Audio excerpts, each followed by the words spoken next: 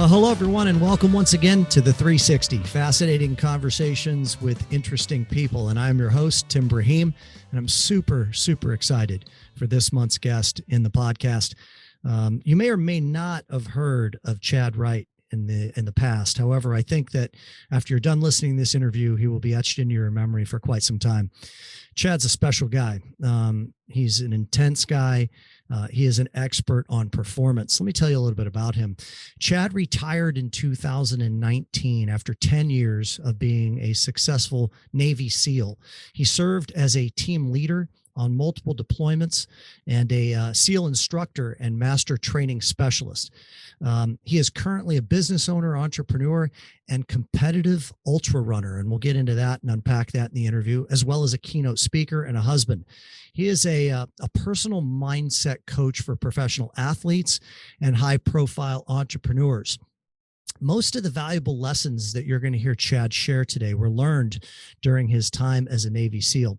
And a lot of what he's going to share are practical tools that you can use to conquer obstacles in your life. He's been featured on such podcasts as Lewis Howes and Rich Roll. So maybe you've seen him there.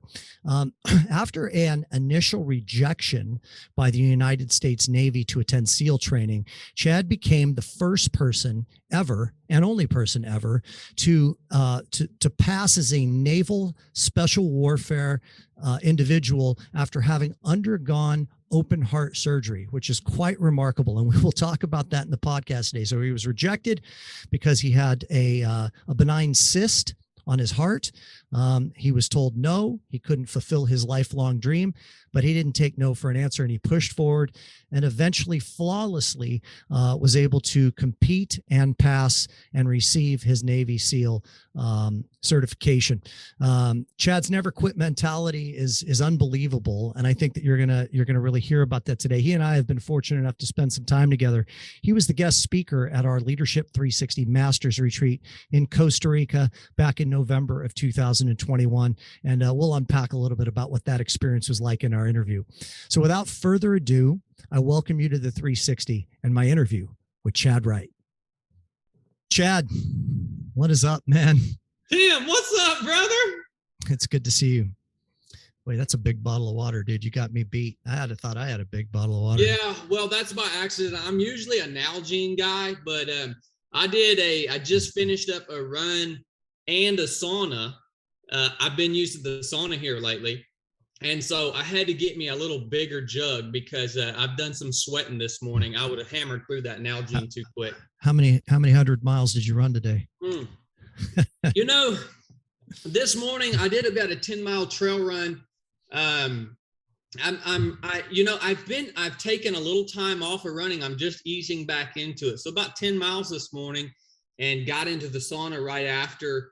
And I'm going to call it a day. And running, you got to ease into it. If any of the listeners want to start running, which I highly recommend, running has changed my life, and we'll talk about that more later. But if you want to start running, you got to ease into it, right? And even for me, I've been running for a long time. I'll take long breaks from running, where 4 or 5 months where I'm letting my body just recover and heal.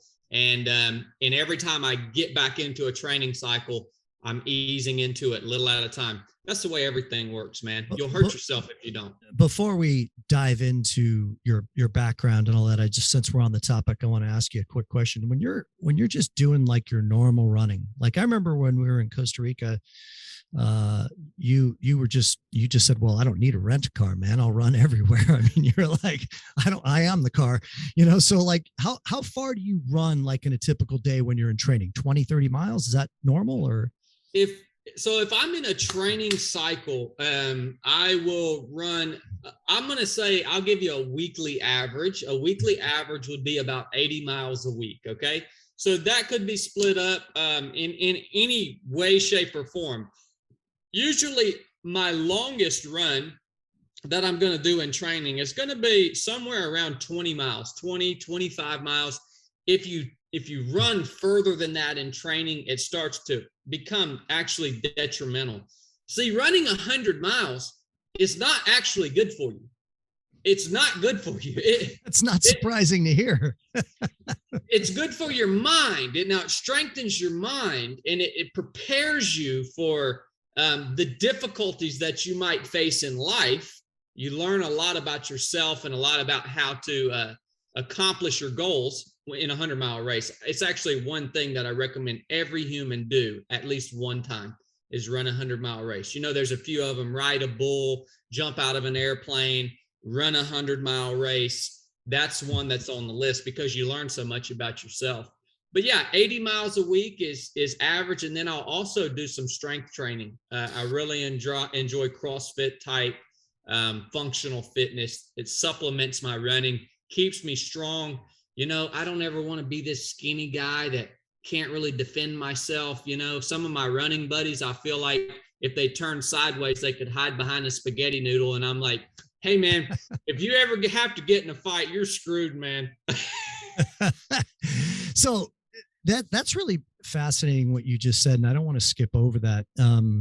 So the distance running that you do, and we'll unpack that, I'm sure, in this interview, is more a mental training than a physical training. And I think that's something that's going to come about very clear in our conversation today as to how important the mental game is. In fact, I think I view you as being just that, a mental fitness coach, in a lot of ways, if I could use that phrase. And I want to dive into that, but I think that before we do, I think it's very valuable for everybody to just know a little bit about you. So, when did you decide that you wanted to become a Navy SEAL? What led you up to that? And you hit a big, gigantic hurdle that was like the ultimate test. And you overcame that. Tell us a little bit about that history. Yeah, totally, Tim. And before I dig into that, I want to touch on what you just said. You're exactly right. Look, when we talk about running later on in this conversation, think about this. Fitness and running is an enabler, not a skill. All right. The running is a conduit to make you better at whatever skill set you're practicing in life. Wow. Right. Okay. So think about it that way. So if you're not a runner, don't tune out when we talk about running, because it is a great enabler that's going to make you better at whatever the valuable skill you practice in your life, whatever it is. All right. My background. Yeah. Thanks, brother. My background. So yes, I grew up here in the mountains of North Georgia, and somehow I became a Navy SEAL. And I'll tell you a little bit about how that happened. I graduated high school in 2006, and I didn't do very well at school. The culture here in rural Georgia, it's not very conducive to higher education, at least where I was. Okay. College wasn't something that I was interested in. And I kind of just went the normal route that most of my classmates went. And that was to get into construction or farming or some type of skilled trade, which that's a great way to go, right? But for me personally, I tried that and I did not find satisfaction in that. I went to work just as a farmhand and managing a farm and cattle and building fences and good, honest day's work. But there was something in me that was calling me to serve and be a part of something bigger than just myself or that small community where I was living and where I was born and raised. And so I started searching. And the military came up as an option. And of course, every young man, when they first decide the military might be an option for them, the first place they go is to the Marine Corps recruiter. And so that's where I went. I had a few meetings with a Marine Corps recruiter. And to tell you how ignorant I was back then, I thought everyone in the military simply went to war, went to fight. And that's what I wanted to do. That's what I decided I wanted to do. I thought that's all the military was. During the second appointment with my Marine Corps recruiter, I found out that he was a truck driver, a logistics guy in the Marine Corps. And I was so ignorant, I thought, well, I don't want to join an organization where I could potentially wind up being a truck driver. I could do that out here. I want to go fight war. And so I got off the Marine Corps and I started searching for a unit that went to fight, right? And I found this thing called the SEAL teams, the Navy SEALs. I didn't have any clue what a SEAL was. And so what really drew me to the SEALs, two parts. One, the SEALs are direct action unit. So their only purpose is to go fight, direct action, bring the fight to the enemy. I really liked that. The second part, and probably the biggest part that drew me to the SEALs and not some other special operations unit, is the fact that SEAL training is touted as the toughest military training in the world. And there's something hardwired in me ever since I was a little kid that if I go do something, I want to take it to the extreme. I just want to take it to the max. I don't know what it is. I don't know if that's inherent in me, but I really like pushing the limits of whatever it is that I have decided to do with my life or my time. And so I had to pass a test to get a SEAL contract, a physical standards test. And I had never played sports. I had never ran for fitness. I didn't even know how to swim. Well, this test that I had to pass, it required me to run and swim and do push-ups and pull-ups and all this stuff. And it took me about 3 months to pass that test. I would go take it every week and I would fail it. And finally, after a few weeks, I got to where I could pass certain parts of it. Like maybe 1 week I would pass the swim and the push-ups, but I would fail the run. Finally, I put all the pieces together and I passed that test. After about 3 months, I passed it one time and I got my SEAL contract. And man, I thought I had hit the jackpot, man. I was finally fit enough to pass this test. I got my SEAL contract and I got to go to Navy boot camp. All right. Navy boot camp. I show up. It's about 2 months long. Nothing crazy. Every SEAL has to go through Navy boot camp first because we have to be sailors before we can be SEALs. The SEAL teams are actually part of the Navy. And I make it all the way through boot camp. And we get to the last day. On the last day of boot camp, we had a big final training exercise. It's about 48 hours long. It's pretty dynamic. And after you finish that training exercise, you march across the base and you get to exchange your hat that says recruit for a hat that says Navy. So now when you get this hat that says Navy, you're officially a sailor. You made it through Navy boot camp and you're part of the Navy. You're no longer a recruit. Well, as we get in formation to march to this ceremony to finish boot camp, my drill instructor, one of them, pulls me aside out of formation and he said, "Chadd, you have got to go to medical and the doctor needs to talk to you. They found something on your physical that they need to talk to you about." And I thought, well, that's odd, but probably nothing to really be concerned about. I feel good. I'm healthy. Never had any issues. I had other medical checks leading up to boot camp. But in boot camp, they really run you through the mill and make sure everything's good to go. I break formation and I go over to the medical office and I walk into the doctor's office and he sits me down in a chair and he proceeds to tell me that during my physical, part of that physical is a chest x-ray. And when they reviewed that chest x-ray, they found that I had a 7 centimeter pericardial cyst on my heart. The interesting thing about this cyst is I told you guys just a minute ago, I felt fine. I could run. I could hit all the performance standards. The interesting thing is this cyst is asymptomatic. All right. That's the reason I had it probably for the majority of my life. And I never realized it. And it had never been caught or, you know, we had never found it up until this point. It's asymptomatic, but the Navy was worried after they reviewed this pericardial cyst, which is a rare condition too, by the way. They were worried that when I dive underwater, if I became a SEAL, when you dive underwater, the pressure changes. Yeah. And they were worried that the pressure change could potentially burst the walls of this cyst. A pericardial cyst is filled with fluid. And if the cyst burst, it could potentially put me in cardiac arrest. Other than that, they had no concerns about it. None at all. Other than that, but that's a pretty big one. Yeah. Yeah.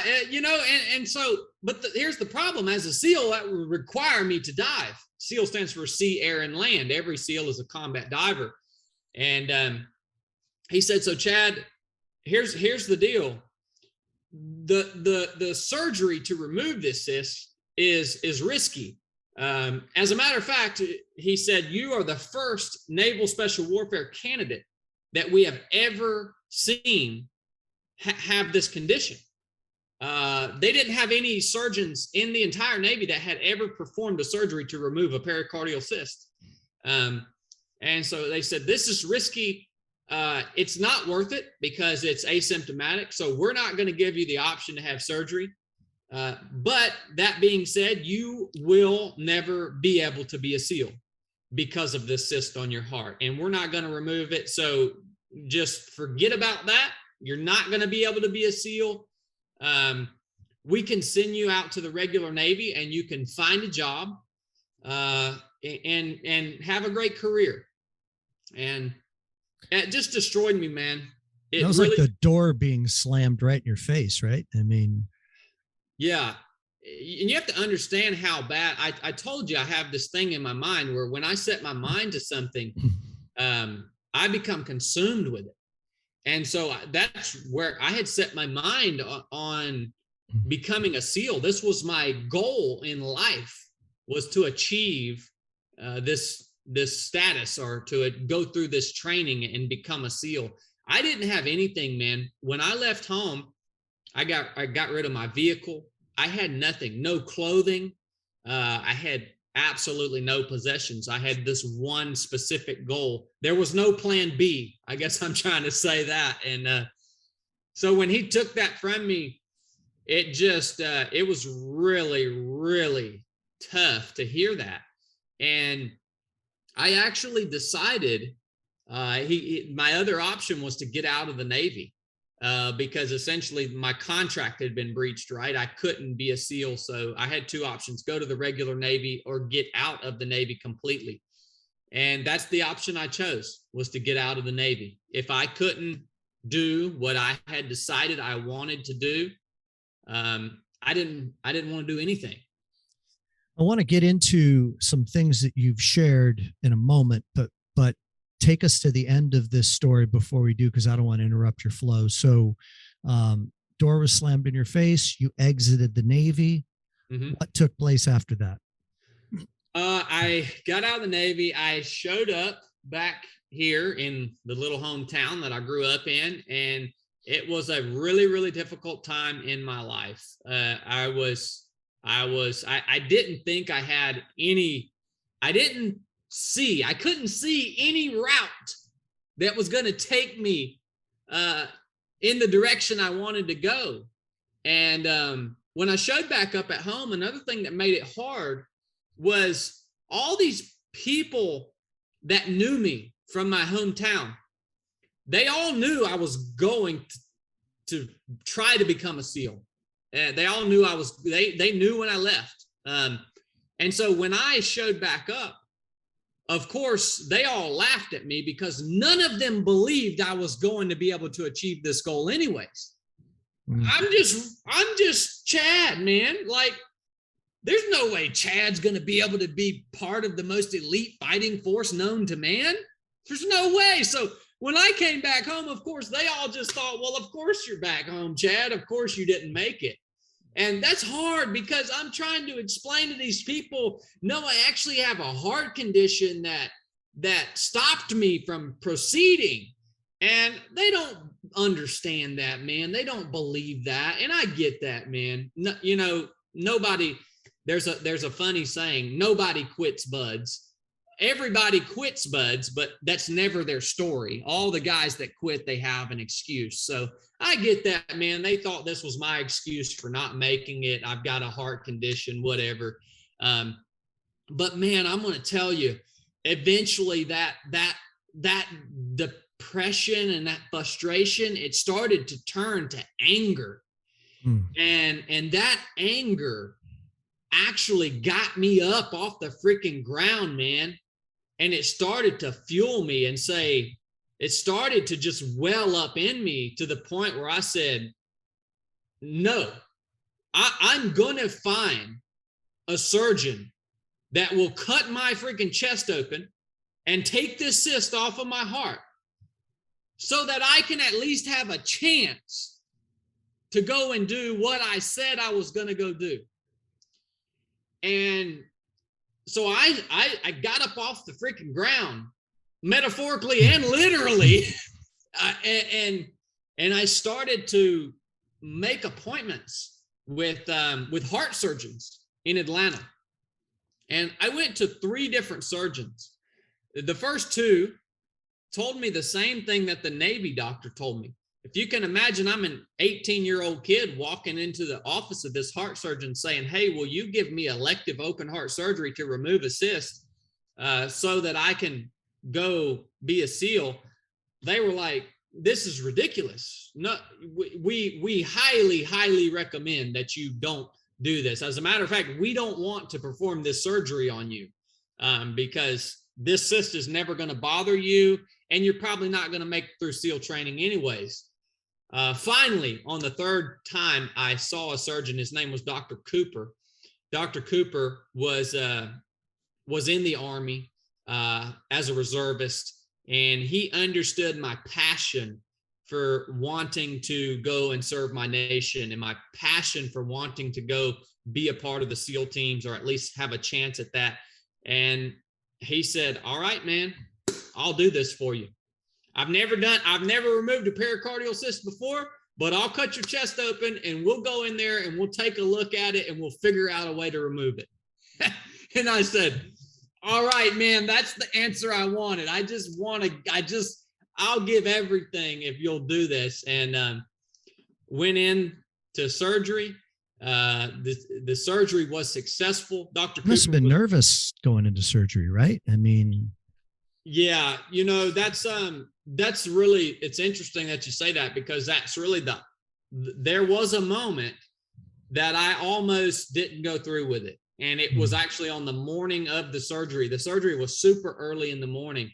And we woke up at like 4 that morning, and I got in the vehicle with my mom and dad. And of course they were driving me to the hospital. I think the pre-op stuff, prep was started around 5:30.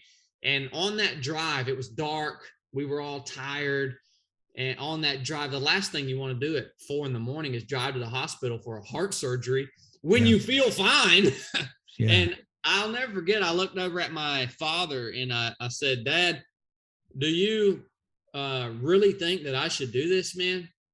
And he said, well, Chadd, to be honest with you, the reality is if you don't go through with this, then you will never become a SEAL. You won't get to do this. So make up your mind now. And, that really helped me just to see just to be reminded of the black and white of this scenario that I was in.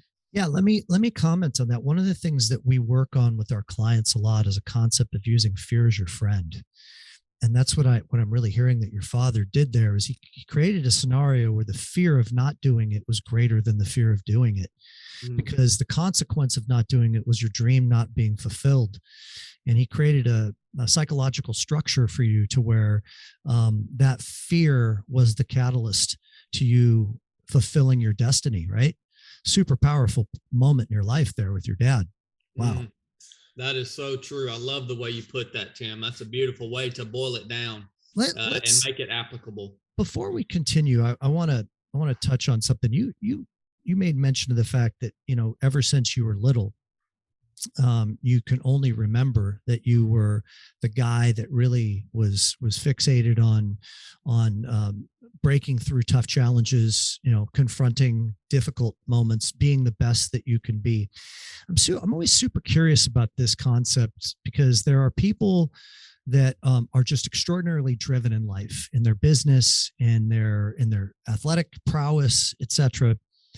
And I actually just read a book. I'm a huge baseball fan, by the way. And I read this amazing book that my wife got me, called The Baseball 100, which is a story of the 100 greatest baseball players of all time. Each chapter is dedicated to a story, and so many of them overcame adversity. And the catalyst in so many cases was their father, who maybe was hard on them, and they were looking to, through their whole career, try to prove their worth, prove their value, prove their father wrong. Maybe if they had an abusive father, things like that. And it always begs to the subject of nature versus nurture. So you've described it from your perspective as almost being a nature thing, where you were born into this incarnation of being self-motivated and driven, and the confronter of fear is ingrained in your personality. And I wonder sometimes, is it that some people are just wired that way, or is it always nurture, where there's an event that happens in their youth where they were laughed at or made fun of, or told that they couldn't do something, or lost out on something very important that they wanted, that became that anger, that energy of anger that you're talking about? Is there any event that you can cite that was like that seedling early in life that made you the person that you are, that person that really wants to take on challenge? I love that we have these conversations, Tim, because when you present those, that different angle, it even makes me reflect on aspects of myself. And I can't think of a certain moment, but I will tell you that it was my mother was one that always pushed me. My mother was one that always held me to a high standard. And for instance, I'll tell you, when I was in middle school, I wanted a new backpack. And my family was fairly, I don't want to say poor, but we didn't have a lot of extra money. And so it was a big deal for me to get a new backpack. And so my mother said, she was an athlete, a triathlete. And she said, if you want your backpack, you've got to come on a 6-mile trail run with me. And she made me run 6 miles with her. And the deal was, if I ran every step of that 6 miles, and these were tough trails, that she would buy me the backpack. So, I have to believe that those nurture moments that were provided by my mother, of pushing me, holding me to a high standard, setting the standard, living that by example as a triathlete. My mother is the only one in my family with a college education. She has a master's degree. She's been a teacher now for over 20 years. So she really lived that standard out. She earned her degree while she was raising us. So that really might be a huge driver in why I am the way I am. So it may not be as much of a hardwired thing when I consider it from that angle. It's a really good point, man. Thank you. The thing that I want to say to the listeners here that I think is so critically important. I'm somebody who, was raised to a high standard as well, in particular by my mom. She's very much a perfectionist. And there are these times where I see people go through the maturation of their life, and then maybe even have some resentment towards the person who made them live to this high standard. They come to this awareness that maybe they're too driven or they're too perfectionistic, and then they have resentment towards the person who instilled that in them. That's one way to look at it. Another way to look at it is to be grateful, right? Because who you are today, who I am today, who everybody that's listening to this call is to this moment in their life, is a byproduct of certain events that occurred throughout their life, in many cases, that made them who they are. And we could look at those people as perpetrators in some cases, or we can look at them as gift bearers. It's just your choice as to how you want to frame it up. There are just far too many. Yeah, maybe there's some things where I wish I was a little more chilled out at times, and I look at my mom and I'm like, yeah, I got that from you. But there are way too many things that I'm really proud of about myself that I got from her. And to that point, that's where I want to keep my focus, is on that gratitude. So before we continue with the story about, then, after the surgery and all that, I want to hit on one more thing. So you wanted to quit, or at least you thought about quitting when you were lying on the floor and you were depressed and all those things that I think everybody's been through at least one time or another in their life. And you work with athletes, you work with successful entrepreneurs, you work with mindset, which we're going to dive deeply into here in a moment. How do you coach people? What do you say to people who are in that place where they're stuck? Like they don't see a path, as you said. Like, you've had to work through that. You have to work through that when you're running a 100-mile race. You had to work through that in this issue with your surgery. What are the mechanisms? Is there any suggestions, tips, coaching advice that you have for people when they feel stuck to get unstuck? Yeah, I mean, we could sit down and do a whole podcast on just that. But I'd say the one that comes to mind is I've learned something throughout the course of my life, and I can sum it up in one sentence. Growth only comes through tension. Growth only comes through tension. So those moments where you do feel stuck, where you feel tension, where you don't see the way forward, those moments are the grand opportunity for you to grow, right? And if it was not for those moments, if you go through life and you don't experience those moments, I feel bad for you. But you have to reconcile with the fact that growth only comes through tension, and then it changes your perspective on those periods of time where you do feel stuck and you say, man, this is my grand opportunity, if I will just get up and just keep going, to launch into something that's greater than I could have ever achieved without this struggle that I'm currently in. Yeah. That reminds me of two quotes that I love so much. One is from the author of Think and Grow Rich, Napoleon Hill. I don't know if you ever read that book. Oh, yeah. But he said, success lies just beyond the point where everyone else gives up. It's having to get through that extra 5% there's magic on the backside of that. And then the great anthropologist Joseph Campbell, who said, the cave that you fear to enter holds the treasures that you seek. Like those two just pop to mind when I hear you describe that. I'm so glad I asked that question, because that was a really beautiful and brilliant answer. So let's loop back now. So it's 4 a.m. Your dad lays down the perspective, right? Made fear of not doing this greater than the fear of moving forward with it. You come out of the surgery, it's successful. You go back to the SEALs. What do you tell them? Because they had kicked you out. Did you have to lobby? I mean, what happened? Yeah, it was a big process. That's what's interesting about the surgery is the Navy didn't, when the Navy sent me home, they didn't say if you have the cyst removed that you can come back. There was no promise. This whole surgery thing was a gamble in and of itself. So before they even let me come back, I had to gather all the paperwork and have notes written up from my heart surgeon, and I had to submit an entire package to the Navy. That information was reviewed by it went all the way up the chain of command. It had to be signed off from the top, that, okay, we're going to give this guy a chance to come back. That took about 5 months, which is good because it gave me time to heal from the surgery. All right. I was healed up after about 6 months, and I came back into the Navy.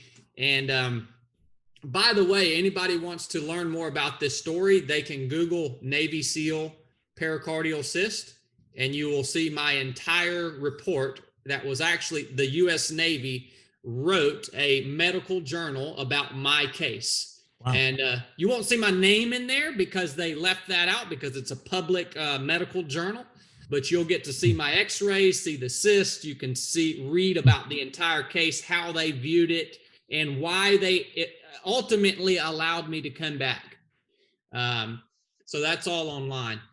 I came back and still had to sit on holding while they finalized some stuff for a little while, and finally got a chance to get on the start line. So what I want you to understand about SEAL training is it's just the start line. I just now had the opportunity to line up on the start line. No guarantees. To give you a better perspective on that, just right off the bat, we started BUDS. It's called Basic Underwater Demolition SEAL Training. We started that training with 300 men. Now, these 300 men are handpicked from American society. They had to pass multiple exams and tests just to get on the start line, just like me. We graduated with 15 guys at the end of 6 months. But when I showed up to the start line, I had something special that nobody else there had. And that was that tension, right? That was the growth that I experienced through the tension. I had a huge investment. I had invested more than anyone else there. And I feel confident in saying that. I don't know everyone else's scenario, but I feel confident in saying I had a bigger investment to line up on that start line than anyone else there. And what's so powerful about that is because I had invested so much, because I had went through so much tension just to get there on the start line, I can tell you with truth, this is true, nothing was going to stop me short of death. I was willing to die to make it through this training. And I do not say that lightly. And let me tell you, guys do die in SEAL training quite regularly. It's that extreme. And I was one of those guys that was willing to lay it all on the line. And I went in with the mindset that there is absolutely nothing here short of death that's going to stop me from getting to the end of this pipeline of training. And what a blessing that is, man. Oh, what a blessing that is. For sure, bro. I'm going to regress for a moment and lead you right into a topic that I think is perfectly timed, which is the importance of the spoken word. So be ready to talk about that, but I'm going to set the table and I'm going to tell the listeners a little cool story that you and I probably will never forget. Mm-hmm. So Chadd comes down to Costa Rica where we're hosting our Leadership 360 Masters Retreat, and he is our keynote speaker. And he speaks for about an hour and a half on Saturday. And this was all planned out by Chadd and I and a buddy of mine, Miguel. The next morning, everybody says goodbye to Chadd Saturday night. They think he's gone. Next morning, they know that they need to be in the lobby of the hotel at 7 a.m. and we board buses and we take about a 2-hour drive into the mountains. Nobody knows where we're going. They think we're going to go ATVing, zip lining. They don't know where we're going, hiking. And I had edited this really intense audio file of clips of Chadd and his buddy, Jesse Itzler, speaking and saying very motivational things about mindset, confronting fear, all of that. And it plays to this really intense music from the movie Gladiator. And they're listening to this for 10 minutes. And the tension that you're talking about is building like in a palpable way in these vehicles. We had 4 vehicles. When the music ends, we end up at the edge of this raging river. And when I say raging, I mean, it was pumping, man. Like that river was going that day. It had rained the night before. And we had some of the spouses there as well. And they get off the buses and they see all of the whitewater rafting oars and vests there. And they realize we're going whitewater rafting, but that river was super, super intimidating. And it was a moment of extreme tension. And a couple of them were really nervous. I could see it in their eyes. A couple of the wives were crying because they were afraid. And I disappeared into the forest and I came back with Chadd. and you got up on top of the rafts. They were so shocked to see you. And you got up on top of the rafts and you read your Navy SEAL creed in the forest. It was exactly the scene, the opening scene from Gladiator, when Russell Crowe fires up the military and everybody's thrusting their oars in the air and chanting. You could hear it echoing through the forest, take quitting off the table. And we get into these rafts and we raft for like 3.5 hours down this raging river. In fact, I'm going to show you how raging it was. If you don't believe me, check that out. All right. So there's Chadd right there with my buddy Brent and his wife, Stacy. And if I could zoom in on her face, I mean, this was a raging river. It was intense. The reason for me telling this story, and it's going to lead into the spoken word right now, is one of the most amazing things that I've experienced, bro, was after we got done rafting. And we got into the vehicles to drive to lunch and we put on music. Everybody in those vehicles was singing at the top of their lungs joyously. I mean, it was euphoric. I mean, there was a massive release of energy of that confrontation of fear, that moving through that tension that you're talking about, to where everybody was like in bliss. They were blissed out, man. The smiles were gigantic on their faces. And then we got to lunch.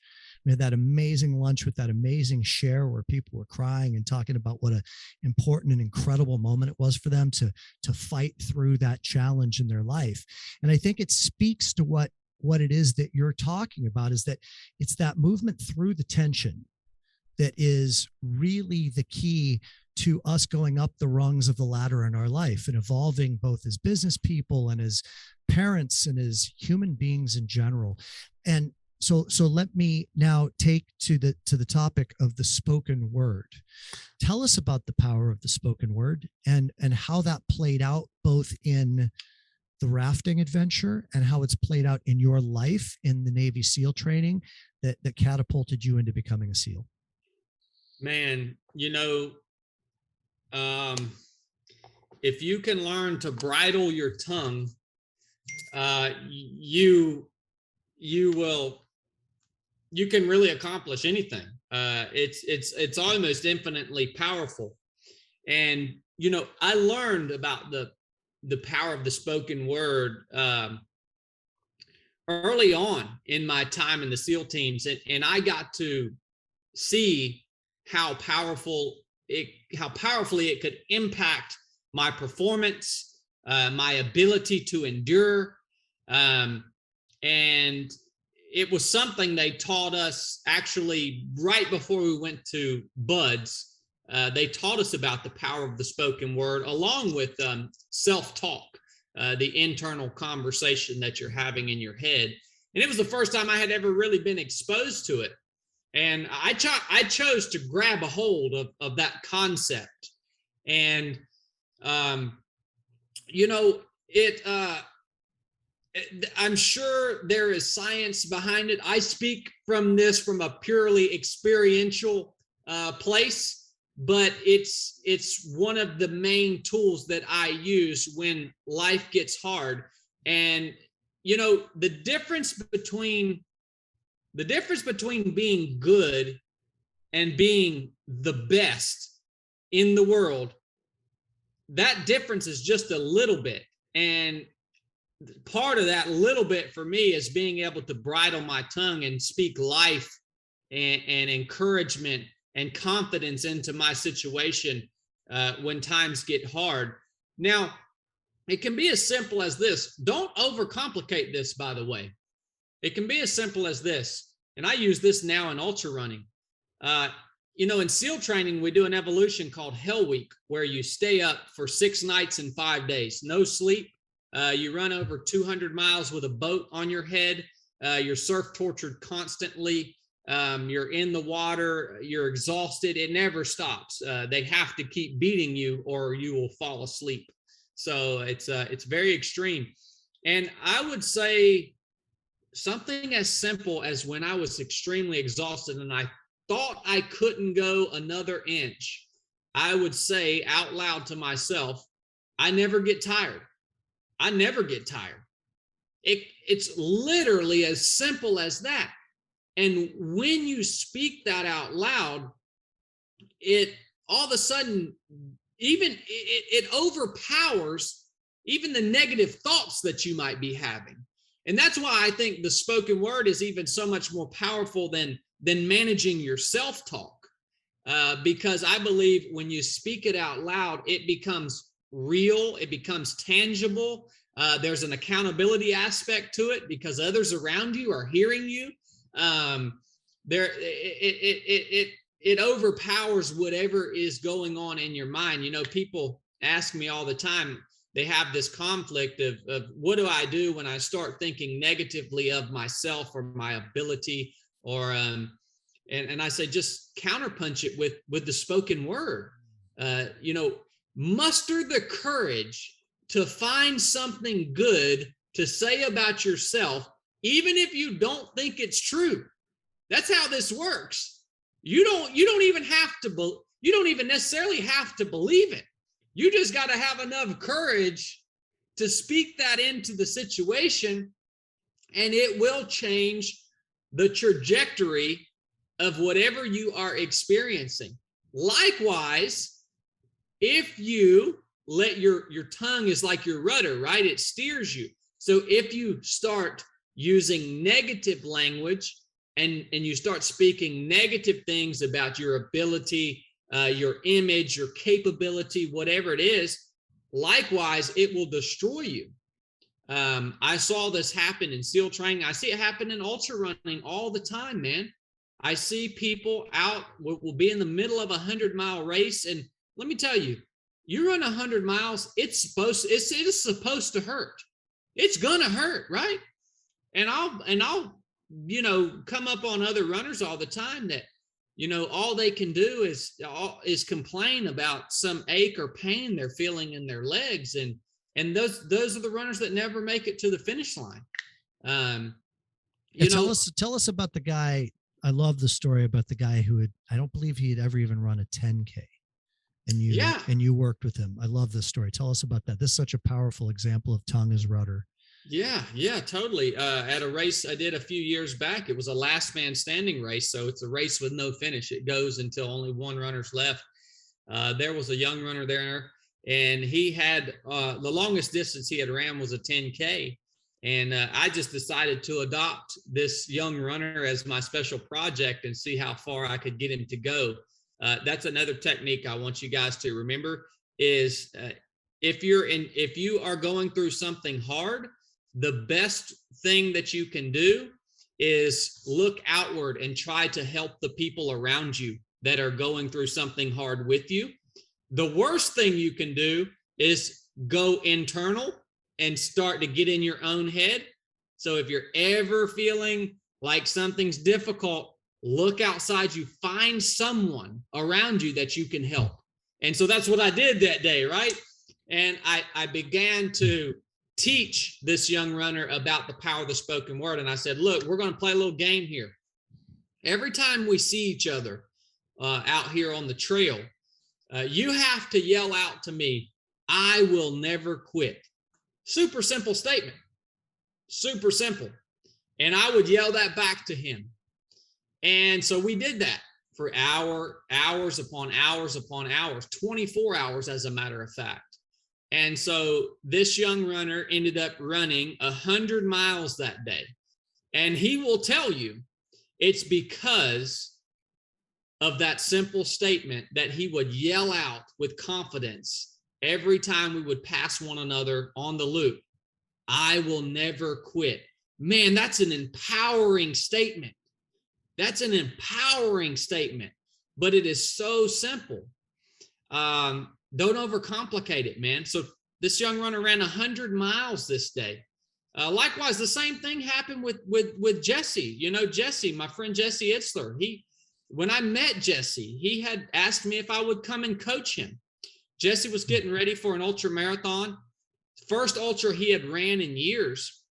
And he said, man, every time I come out here to train, I hit about 20 miles. And he said, I just don't feel like I can go any further than that. I just stop at 20 miles. I just can't get past that. It was just a block for him, a wall for him. And so we went out and of course, Jesse didn't know who I was. And he expected, I think, me to show up and start critiquing his running form and telling him what shoes he could wear and how to hydrate and how to fuel himself. And I didn't say any of that. I just said, all right, guy, I'll see you at 6 a.m. in the morning. And we got out, we got ready to run. And I said, okay, there's 2 rules out here. The first rule is no cursing. All right. That's part of bridling your tongue, right? Curse words have no positive meaning in and of themselves. It's just people who curse a lot, they just don't have enough discipline to bridle their tongue. And so I said, that's the first rule. The second rule is every hour we have to share with one another something that we are thankful for. So we're intentionally bridling our tongue, and then we're intentionally speaking about things that build us up, things that we're thankful for. And that day, Jesse and I ran 50 miles together. So he more than doubled the distance that he thought he was able to run. And, it was, this is a tangible thing that you can watch it work in your life. From the very first day you decide to start implementing it, you will see your performance, your endurance, your capability. You will break through limits that you've had with you your entire life, right off the bat. Doesn't even take a lot of time. There are people that are listening that invariably are running into these types of walls within their business. In people that are in the mortgage business, interest rates have gone up significantly as a result of it. This is the perfect opportunity to really test this process, right? Like, you can speak out loud the negative aspects of what has transpired. I'm not doing as much business as I did last year. I'm worried about where things are going. I don't have any control over it. There's not enough inventory of houses to be bought. Or you can be speaking out loud gratitude. You can be speaking out loud the positive things that are available to you, because that spoken word will drive you. There is a lot of stats on that, by the way. There's some statistics that I've read that somewhere between 13 and 15%, or excuse me, 1,300 and 1,500% more powerful is the spoken word over your quiet thoughts. And it's involving neuroscience and neural pathways being, burned into your brain. It's also energy. When you speak things out loud, you're experiencing internally the energetic experience of those words. So there's a lot of validity to what you're saying. Now, it does work the opposite. So give us a quick example of where you heard somebody speak something negatively and it cratered them. Oh, that's a great one. Simple statement. I saw a friend of mine that actually was my best friend that I was going through SEAL training with, and it was in first phase. And in first phase, every Monday morning, you have to do a 2-mile open ocean swim in the Pacific, right there off the beach on Coronado Island. By the way, that water's always cold. There's always a strong current. There's always big surf. It is not an easy swim. 2 miles is not an easy swim. That's 2 nautical miles, also longer than land miles. And so a friend of mine, his nickname was Tubbs. I'll use his nickname. And Tubbs was, he was having negative thoughts about his ability to actually continue to make it through this training. Now, he had been in training. We had been in buds there for about 3 weeks at that point. And it's interesting because Tubbs was actually more physically fit than me. He was a wrestler in high school. He had a really strong body, and he had everything that he needed to continue, but he was having some confidence issues. And he never said anything about it until one Monday morning before we went out to do this 2-mile ocean swim. He finally comes up to me, and that those negative thoughts he had been having about himself finally rose to the surface and spewed out of his mouth.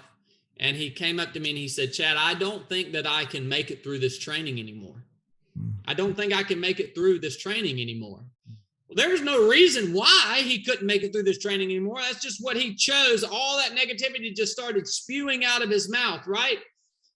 And so we pulled our wetsuits on. we got down to the beach to start our swim, and I heard the bell ring, right? In BUD/S, there's a bell.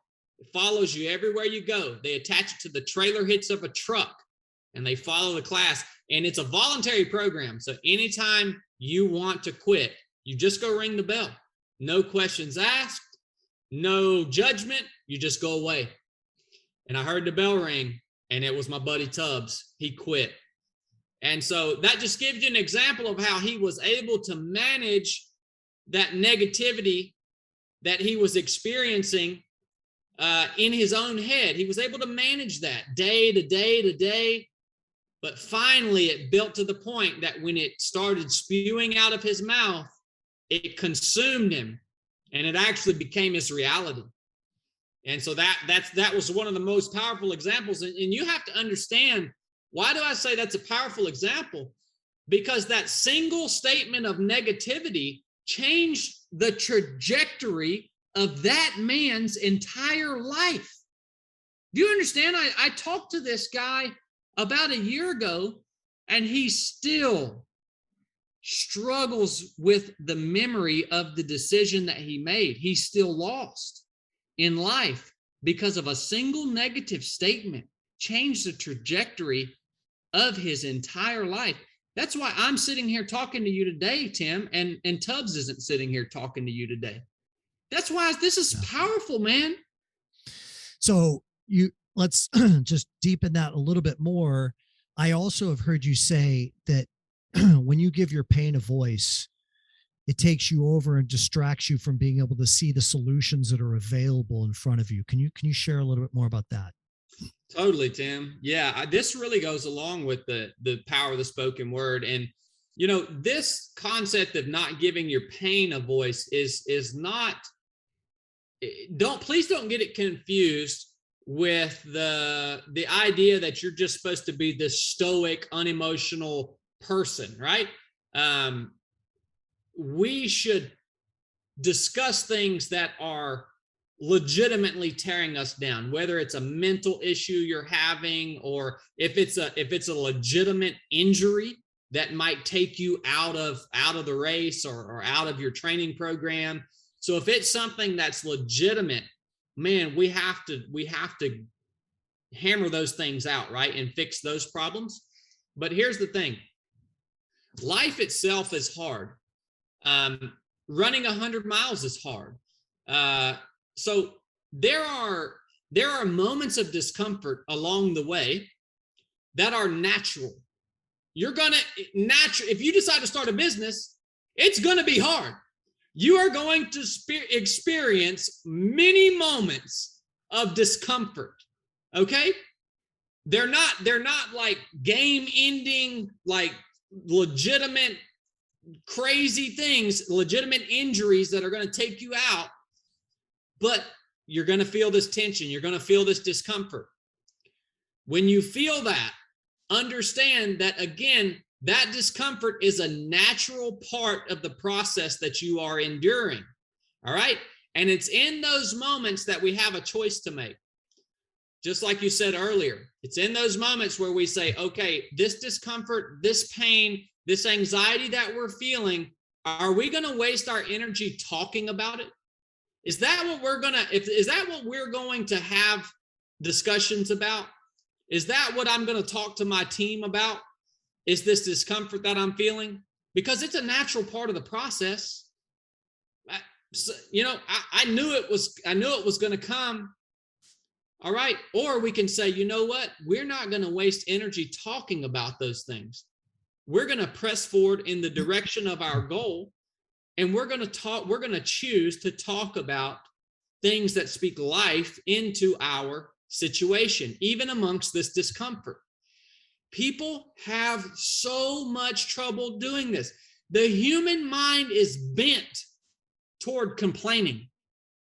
For some reason, the human mind is just bent toward complaining and drama and gossip and all this crap, man. Why are we so bent toward that and not positivity? I want to just give you a personal quick story. I won't get too into the weeds on it, but like my mom is I mean, she really loves me, and she's like a fierce defender of me in all circumstance, right? Like, I mean, I could never have a stronger advocate than my mom. And there have been a few times in my life, including recently, over the last couple of years, where I've been going through a very, very difficult emotional experience with a relationship with a family member, and I realized that, like, whenever I want to talk to my mom about it, she's always there. And I was giving that pain a voice a lot in these discussions. And I came to a realization very shortly after we were together in Costa Rica, and I heard you talk about this, that I'm not going to do that anymore. Like, I'm not. And I told her, I said, Mom, I said, I love you. I know that you love me, but I can't talk about that person and how much it hurts. I don't even want you to ask me how I'm feeling about it anymore. I said, and in fact, if you do, I'm going to actually change the subject to something that's very positive in my life and speak that out loud. And what I can tell you, bro, is this, and you know, thank you, first of all, is that, like, the suffering stopped. Suffering stopped. Like, I was suffering for a couple of years, and now I don't suffer anymore. The situation is still what it is. If I were to go into detail on it, I'm sure I would feel all those energetic emotions of sadness and all that, but I'm not doing that to myself. Good. I'm making that definitive choice to use my rudder in a productive way. So let's dive into another thing real quick, which is, I may have this wrong, so if I do, correct me, but I believe that I've heard you talk about the importance of being present during adversity. And I think that the way that you framed it up involved how you break down a long race into the most minute little chunks and staying present with those little chunks, if I've got that right. Mm-hmm. And what I'd like to have you do in explaining that is also maybe tie back to the beginning when you said that running and physical endurance, it's not really the physical training that you're getting the benefit from. It's the mental discipline and training that you're getting from it. Can you speak to that? Yeah, Tim, definitely, brother. And I want to say, along with the spoken word, here is another, this is another tool that's going to take you from being good to being the best in the world. And it is this tool of being able to break challenging moments down into small and digestible segments. I want to say real quick, I told you we started SEAL training with 300. We graduated with 15. If you went and you interviewed every single one of those guys that quit, every one of them could tell you, if they were being honest, every one of them could tell you of a moment when they could not focus, or they chose not to focus on what they were doing right then, and their mind drifted way ahead, and it crushed them. Just the thought of just the imagination of what they were going to have to endure a month down the road, that's what crushed them. Every one of them. The example with my buddy Tubbs, that's what he was feeling. I don't think I'm good enough to keep making it. Tubbs was thinking way ahead. Tubbs could have made it through that 2-mile run, right? He was being crushed because he was thinking too far ahead. And then he allowed that to spew out of his mouth, and it ultimately changed his life. This is so important, guys. People ask me all the time, how does this actually work? How does this actually work? And I'll give you an example. I've ran a race the last 2 years. It's called the Mid-State Mile. It's one of those last man standing races. I didn't quite explain to y'all what that is, but the Mid-State Mile is a 1-mile loop. You have 20 minutes to complete the loop. Each loop has 350 feet of elevation gain and loss per mile. You keep running that loop until only one runner's left. This past year, we'll talk about that race. This past year, there were 100 runners that started. I won the race. I ran 38 hours straight. That's about 37,700 feet of elevation gain and loss. So way over Everest, going up and back down. And I won the race because of this technique right here. I was able to stay present longer than any other runner there. What does this look like in real time? When I was out on the mid-state mile course, at one point it got down to just two guys, me and one other guy. The other guy, his name was Greg Armstrong. Greg Armstrong runs for the American National Ultra Running Team. He's one of the best ultra runners in the nation. I wasn't sure that I could beat this guy, but I was going to keep running until something either stopped me, my body broke, or I won. And that was the only two options I left myself. I didn't think I could really beat Greg until a single moment. And it was on one of the loops. Greg looks over at me and he said, "Chadd, we have 6 hours until we reach 100 miles. Now that's needless information. Why did I need to know that? I don't need to know that. But that told me in that moment where Greg's head was at. It told me and I just smiled at him because it was like a joyous moment for me, because I knew from that single statement where my opponent's head was, and I knew that there was no way he could beat me. I knew he was almost done, right? He just revealed what he was thinking to me. He was thinking 6 hours ahead of time. You know what I was thinking about? The next step, man. The next step. That's all I was thinking about.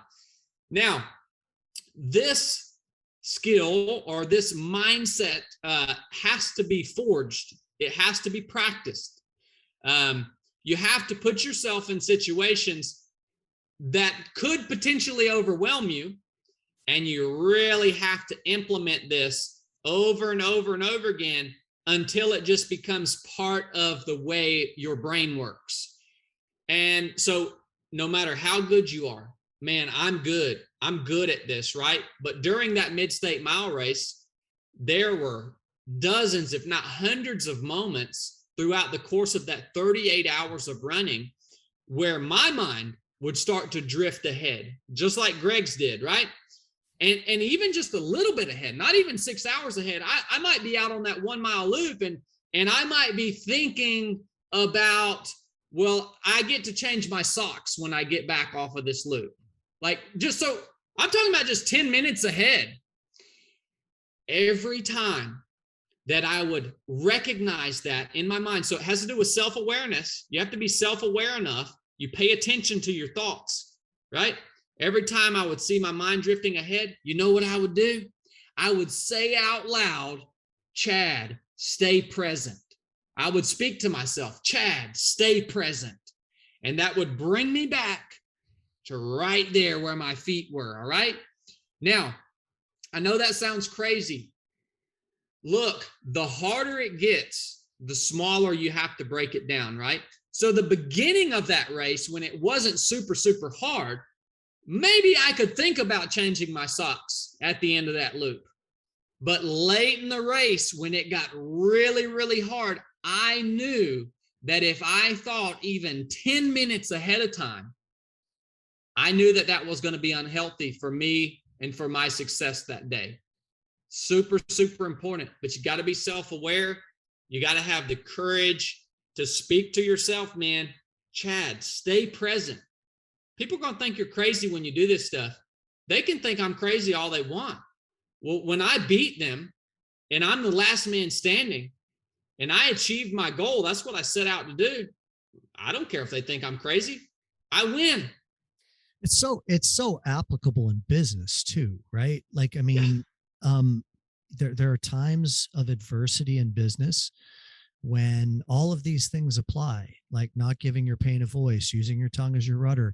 And when it's really intense, as you said, the more intense, the more important the present moment becomes. You know, what you're describing, and we've never talked about this before, but what you're describing is meditation. I mean, I've been meditating for more than half my life now, and it's an incredibly important tool and skill for me. And I've always looked at meditation as presence training. You know, we go into the gym to work out and do bicep curls and bench press to work out our muscles. But very few of us actually go to the metaphorical gym of presence training. And that's what meditation can do for you. And what you're describing is a form of meditation. There's so many different ways to meditate. I mean, people think it's just sitting on the ground with your, in lotus position with your eyes closed. I mean, hiking is meditating, running for you is for sure meditating. And it's this discipline that you're talking about that is so critically important. And that's a really, really powerful story. I'm so glad that you answered it as deeply as you did. Yeah, you have like a superpower that others don't have, right? Like, I mean, that's like a true superpower, is the ability to be present. Well, I want to say, Tim, I have the reps. Yeah. I just have the reps, man. Yeah. Anybody can do, like, there's nothing special about me. I have just simply chosen to live a lifestyle that gives me more reps than most people have. Yeah. I mean, my entire adult life from the time I was 18 years old has involved doing some of the most arduous, dangerous, difficult things known to man. And that's been my life, man. And that's what has led me to who I am today. Yeah, but it's about putting yourself intentionally into the intense and challenging situations that gives you the ability to do that training. It would be like if you went to the gym and you only ever curled a 15-pound dumbbell when you could curl a 30-pound dumbbell. Your muscle's never going to get any stronger because you're not stretching it, you're not pushing it to its limit to where you can go past that. In fact, it's so funny that you mentioned this because I didn't even realize this until just now, but there was one person that didn't raft that river with us that day. And I knew he was going to be afraid because I know him, all of my clients very well. And when we got off the bus and when you gave your speech, I remember looking at him and he was locked in, and I went up to him like, "We've got this, bro. Let's go. We've got this." He was coming with me to the mouth of the river. And then at one point in time, like I lost him for a minute, and then I turned around and I found him and he said, "I can't do this. I can't do this." He spoken word. Okay. And he wasn't able to bring himself back into presence because he was worried about what was going to happen an hour from now or an hour and a half from now. And he ultimately couldn't confront the fear that he had, which is not shameful, of course. I mean, it's human. But wow, like what a powerful life skill to have that you're describing. As we wind this down, I want to, in a moment, ask you for our listeners to find out more about you. You have a podcast, you do some really cool events that people could sign up for. But I have one final question. I'm going to ask you to get creative with me here for a minute, which is, if you could turn back the clock and talk to your 18-year-old self again, knowing what you know now, what advice, what wisdom would you give to him that you wish you would have had back then when you were 18? Man, I'll just share with you the first thing that popped into my head. I would explain the importance of consistency. Say more. Yeah, I think that's something that it's taken me, years and years and years to truly understand how much consistency is a key component of becoming who you want to be. And luckily, I was consistent throughout my young adulthood, and that's what has led me to this point. But I didn't actually understand what I was doing. And I feel like I would have had a different perspective on things that I was going through as a young man through my life if I would have understood, hey man, this is actually this is part of being consistent, and this is part of something bigger that's leading me to where I want to be. I think it would have made it I think it would have given me a better picture. because I didn't know that. And now I know that, and it's such a huge element of my ultra running, my podcast, my business, my marriage. It's such a huge component of it. So I think it would be consistency. And then I think if there was one other thing, this one just popped into my head because it's a another key element. It's essentially learning that everything ain't about you. I think as a young man, I went through a lot of years where I thought everything was about me. Essentially, I was selfish in a lot of ways, and that hindered me a lot of times as a team member. It hindered my ability to be the best possible contributor and the best possible team member that I could be. And if you can learn, if you can understand what it means to be selfless, you will be able to form the best team on earth. If you can die to yourself, you will be the best husband on earth. You will be the best wife on earth. If you can learn to die to self, you will be the best father on earth. It's just so hard to get that through people's head of how being selfless actually makes you better. It makes you more fulfilled, right? And so that would be another key aspect. Is there anything that you've done to practice selflessness to embody what you're describing? Oh yeah, totally, man. Yeah, I mean, an example outside of the military.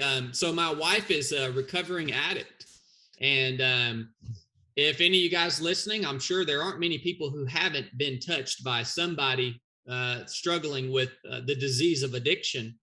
And when my wife was going through active addiction, and then eventually she went to rehab, and she was gone for a long period of time, and then all the trauma that also comes with living with a person that is struggling with addiction, and the lies and the deceit, and watching them have to suffer. It's a really, really tough experience. In the main phrase that has saved my marriage throughout the course of struggling with that disease of addiction is the phrase, die to yourself, Chadd. Die to yourself. I know there have been lies. I know that now your wife is going to rehab, and you have to do all the household chores, and you have to do everything, and plus work, and you don't have, your helper's not here. Yeah. Well, hey man, this is your grand opportunity to die to yourself and to step up and serve this person that you say you love, to serve them while they are walking through the midst of this grand struggle.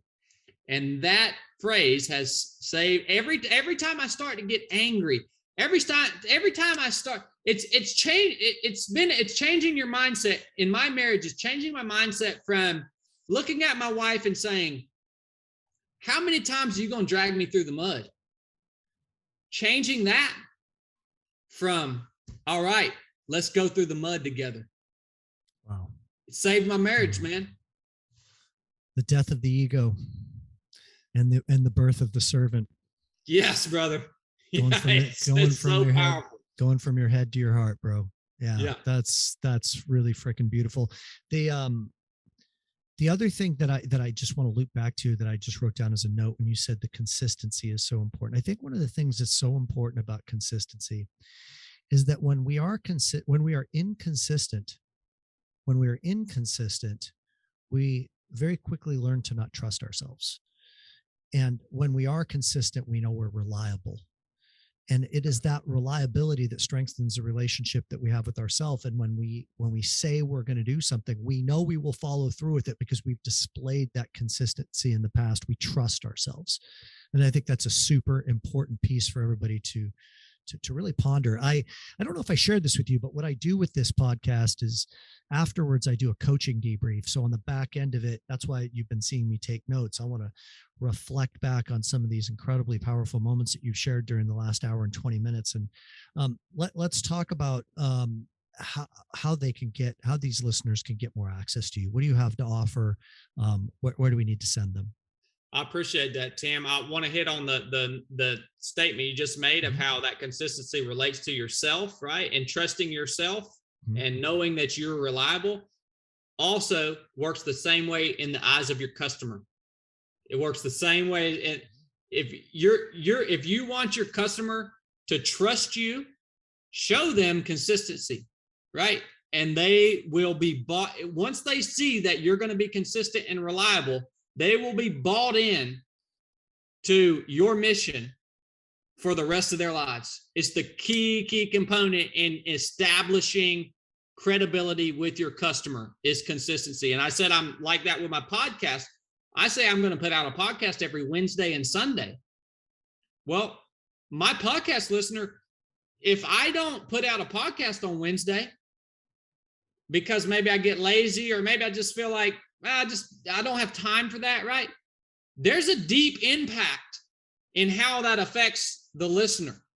That tells them something about me. And it doesn't tell them anything good about me. So just think of how it translates to yourself, but also in the same manner to your customer in business. Speaking of business, our company is called 307 Project. Essentially, the core of what we are is a training company. I was a master training specialist during my last 2 years in the SEAL teams. I trained Navy SEALs to get ready to deploy to war. And that's what I did. I have a passion for teaching. And so now we take small groups and I have designed multiple different, I call them missions around the nation. And we most of them are in wilderness environments. We have one called the basic course that's done here in North Carolina, Tennessee. We have another one, an alpine mission that's out in Utah.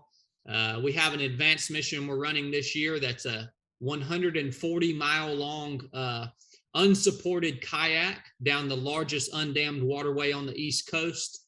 And so I take these small teams of high-performing individuals and I spend intimate time with them in these environments, giving them objectives, teaching them hard skills, and also teaching them how to become leaders, how to form a team, how to be team members, how to communicate with one another. No matter how much of a high performer you are, come train with me. I will find chinks in your armor. Guaranteed you. We have to do that. We have to train. We have to subject ourselves to a training program that has legitimate, credible instructors. And we have to allow those instructors to critique us unbiasedly and find those chinks in our armor. And I love doing that. And I love building. One of my things I'm most passionate about in life is seeing a group of people come together and they're all just acting like individuals, right? And over the course of 3 days, I can take a group of people and I can have them moving as a single organism in the direction of an objective together. I literally take them from being a group of individuals to becoming an unstoppable force in the matter of 3 days. That's just my gift. That's what I'm gifted at. I don't do any individual coaching one-on-one. I am gifted at teaching people to form a team, a single organism, and how to lead that team, serve that team, be a part of that team, communicate, the whole 9 yards, everything that goes into it. And man, when that happens and that clicks, it's like so rewarding for me. And And so that's the core of our business. And other than that, we do have a podcast. It's called the 3 of 7 podcast. We've been going for about 2 years now. Got about 250 episodes on there. It's a fun podcast. It's fun and informative. So if you go listen to my podcast, just expect some good old fashioned banter and good stuff in the beginning. And usually the second half, we really dig into some deep topics, and there's nothing that we don't, there's nothing off the table. Anything that pertains to body, physical fitness, the mind, which we call the soul, the mind, the will, and emotions, or the spirit, which is your connection to a higher power. Anything that pertains to those 3 aspects of the human being, we're going to discuss it on the 3 of 7 podcast. And that's where the 3 comes in 3 of 7 is the body, soul, and spirit. And we believe that you have to master, nourish, and maintain those 3 aspects of yourself to be a complete and wholesome human being. The number 7 is the number for completion. All right. And so that's where the name comes from. And I'm so blessed to have the job that I have, man. Well, what I want to say is that I personally have experienced, as I mentioned earlier in the interview, the magic of working with you. And I have 54 people who I know will never forget those 2 days with you in Costa Rica for the rest of their life. They were incredible, and your energy is incredible, and your wisdom is incredible. And most importantly is your mindset training is, it's ubiquitous. It strikes me that it could be packaged in one activity, such as rafting or such as wilderness training. But once you've learned it, it touches all areas of your life. So it's not just that you would learn how to run more. You'd learn how to run more, but you'd also learn how to do everything else more and better because of the ninja aspect of it, which is the mindset training and how to really be a better custodian of the thought process and the spoken word. So I highly recommend, man, I could just envision some of the teams of people that will be listening to this. Maybe one of the teams or several of the teams will sign up to go together for a few days, come back an entirely different team, and be unstoppable. Thank you, bro. And please say hi to Blake. Really loved working with your brother as well. Such a good man. It really was a gift to have you on my show, man. Thank you so much. Well, it was an honor, Tim. Thank you, brother. And it was an awesome opportunity. Some of the stuff we talked about, I haven't got to talk about in quite a while. So, man, this is my passion in life. Anytime I have a chance to share with motivated people like your clients and the people you work with, they're top notch. And so it's just a gift to be able to do this, Tim. Thank you, brother. Thank you, brother. Hope to talk to you soon. All right. See you, man.